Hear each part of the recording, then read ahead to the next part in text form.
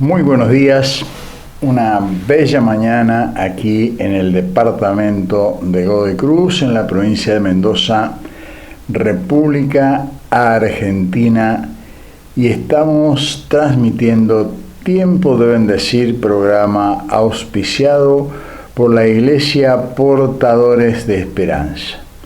Iglesia que es pastoreada por el pastor Pablo Muñoz y su esposa, la pastora Pamela Sevilla de Muñoz, ubicada en calle España 914 del departamento de Godoy Cruz. Y estamos en la lectura del pan diario. El tema de hoy: el método no ha caducado. Pero recibiréis poder cuando haya venido sobre vosotros el Espíritu Santo y me seréis testigos. Hechos 1:8. El método de Dios se concreta en los hombres. La Iglesia busca mejores sistemas. Dios busca personas fieles al mensaje. Un hombre enviado de Dios, el cual se llamaba Juan. La misión que anunció y preparó el camino para Cristo estaba ligada al hombre Juan. Niño nos es dado, hijo nos es dado. La salvación del mundo proviene de este hijo del pesebre. La gloria y la eficiencia del Evangelio se apoyan en las personas que lo proclaman. Lo que la Iglesia necesita hoy no es maquinaria más abundante o perfeccionada, ni nuevas organizaciones, ni métodos más modernos, sino hombres y mujeres que puedan ser usados por el Espíritu Santo. Hombres y mujeres de oración, poderosos en la oración. El Espíritu Santo no pasa a través de métodos, sino de seres humanos. No desciende sobre la maquinaria, sino sobre las personas. No unge a los planes, sino a los hombres y mujeres de oración. En una oportunidad, después de una prédica en un congreso, me preguntó un joven cuánto me llevó preparar el bosquejo del mensaje. Entonces saqué mi hojita de 3 puntos de no más de 20 palabras y mi respuesta fue: el mensaje, el bosquejo, 10 minutos, el mensaje, 25 años. La voz muere en el silencio, el texto es olvidado, el sermón desaparece de la memoria, pero el predicador vive. En la oración decimos: Señor, que el poder de tu Santo Espíritu transforme nuestras vidas a la imagen de Jesús, porque una cosa sé, que si tú no haces la obra, en vano es nuestro trabajo. No quiero quedar como Salomón diciendo: vanidad, todo es vanidad. A veces cuando leemos ahí en Eclesiastés y se le atribuye este mensaje a Salomón, y cuando él dice vanidad es todo vanidad, es realmente un sentir que tenía Salomón en ese momento por todo lo que él había experimentado, y verdaderamente llegó a esta conclusión, ¿no? Que todo el esfuerzo humano que él había hecho no había alcanzado para cumplir el propósito que verdaderamente Dios había puesto en él.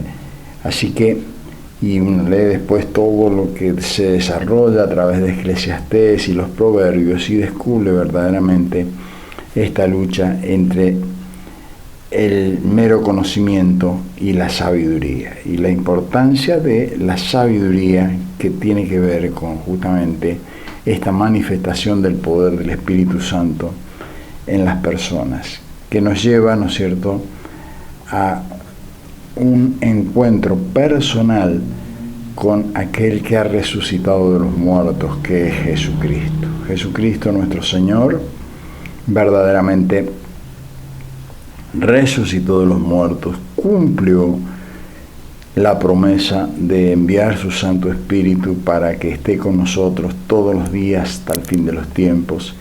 Y estos hombres y mujeres que estaban ahí en el aposento alto, cuando son investidos de ese poder de lo alto, comienzan con un mensaje de vida, de poder, de resurrección y de transformación del individuo, que nos alcanza hasta el día de hoy. Yo soy uno de los que creen que el avivamiento no paró nunca. El avivamiento del Espíritu Santo no paró nunca. El Espíritu Santo siguió avanzando en la revelación del mensaje. El Espíritu Santo siguió avanzando y mostrando el poder de Dios a través del tiempo y las edades. Lo que ha sucedido es que a veces nosotros sentimos de que no hay avivamiento o que necesitamos un avivamiento porque realmente no hemos salido del propósito. Y ya no es un problema de Dios, sino es un problema nuestro del habernos salido de ese propósito eterno que Dios tiene para con nosotros. Por eso insisto que el método no ha caducado, no caducó nunca, nunca caducó. Dios está vivo y Jesucristo resucitó de los muertos. Jesucristo envió su Santo Espíritu. El propósito eterno de Dios está siendo revelado en el corazón de muchas personas. Claro, está el tema de la decisión nuestra, en nuestra libertad de decidir, en nuestra libertad de dejarnos guiar o por el Espíritu de Dios o por el Espíritu del mundo. Es una decisión que tomamos nosotros. Como al principio, tenemos la misma libertad que tuvieron Adán y Eva en el comienzo. Cada uno tenía que decidir por sí.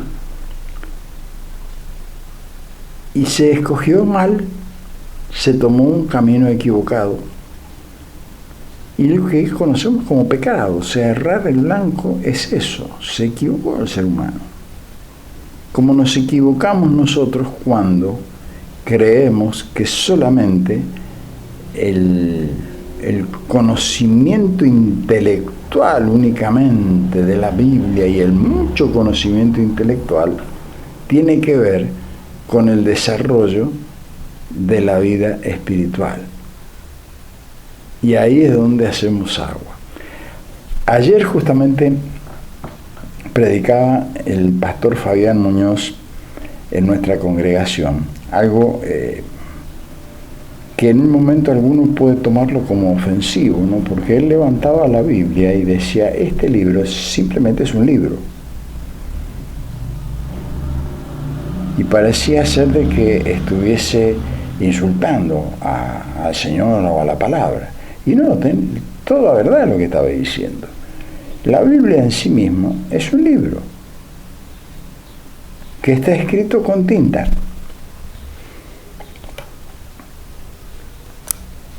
Y si esa Biblia y si esa tinta no está impregnada del poder del Espíritu Santo, es nada más que eso, tinta. Queda ahí. Entonces, el conocimiento solamente intelectual de esa tinta queda en eso nada más. Entonces puede haber personas que con una gran ilustración y con una gran demostración, ¿no es cierto?, de conocimientos históricos y de conocimientos de idiomas y demás, ¿no es cierto?, puedan querer demostrar sus razonamientos y sus pensamientos. Y queda en eso nada más, porque no tiene poder de transformación. El Verbo se hizo carne.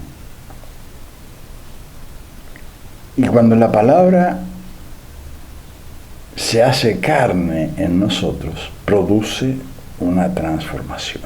Es como una espada que penetra y que discierne, separa nuestros pensamientos y transforma los corazones. Y el método de Dios no ha cambiado. Han cambiado los tiempos, han cambiado las edades, han cambiado los conocimientos, los descubrimientos que el ser humano ha hecho sobre las cosas que Dios ha creado. Eso sí ha ido cambiando. Pero lo que no ha cambiado es lo que transforma el corazón del ser humano. Y lo que transforma el corazón del ser humano es cuando nos encontramos frente a la realidad de un Dios omnipresente, omnipotente, omnisciente, que tiene todo el poder, todo el dominio, creador del cielo y de la tierra, el Padre de nuestro Señor Jesucristo y nuestro Padre. Y cuando nos confrontamos con esta realidad, lo que no ha cambiado es el propósito eterno que tiene Dios para con el ser humano, que es que nosotros todos podamos tener la oportunidad de volver a ser integrantes de su gran familia. Porque yo por propia decisión puedo salir. Doy un ejemplo. Usted tiene hijos o hijas y usted hace todo el esfuerzo para ser un buen padre durante toda su vida. Ahora, si su hijo viene y se presenta, como sucede en muchos casos, que se presenta ante un registro civil, aún queriendo negar su apellido, queriendo negar su nombre y queriendo negar su paternidad, y dice, yo no quiero ser hijo de esta persona, bueno, posiblemente consiga, desde el lado del Estado, desde el lado de las instituciones, consiga que alguien le otorgue este beneficio, pero nada va a cambiar el hecho de quién lo engendró. Fue engendrado por un papá y por una mamá. Fue engendrado por un propósito y con un principio establecido por Dios. Hace falta un óvulo y un esperma para que haya otro ser humano.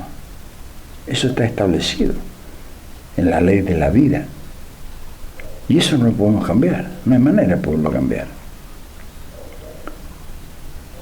Ahora, en la vida espiritual sucede lo mismo.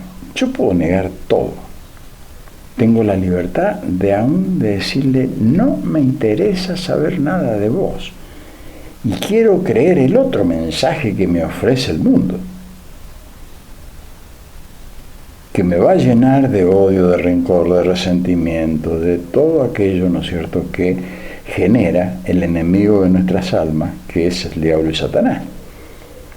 Y voy a recibir esa educación y voy a recibir ese mensaje y voy a crecer bajo esos parámetros y mi corazón se irá transformando en una persona lleno de desamor, lleno de pensamientos contrarios a Dios y lleno de todo aquello que esté en contra del hecho de Dios.